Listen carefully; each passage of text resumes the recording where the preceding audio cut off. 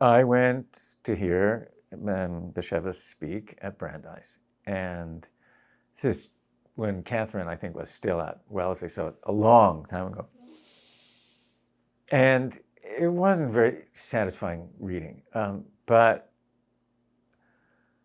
there was a moment when a very well-spoken, polite young man stood up and asked Bashevis, it was after he'd given the reading, and he said, he asked in Yiddish, we're members here of the Yiddish class at Brandeis, and we would love to have you speak, read something in Yiddish, and would you be willing to do that? And he was very civil and very sweet, and Bashevis then read a little, and then he broke off, and he said, this is ridiculous. Nobody speaks Yiddish anymore. I mean, it's preposterous to speak Yiddish in a place like this, and if you want to speak Yiddish with me, come to the, Garden Dairy Restaurant in New York, and we can speak Yiddish. But they weren't going to go to,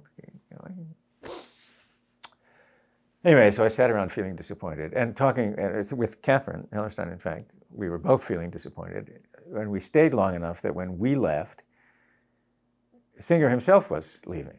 And in a way that's totally uncharacteristic of me because I'm shy, I asked him a question in Yiddish. And Catherine did too, but I don't remember her question. But I asked him about the future of Yiddish, because it was an obvious question to ask.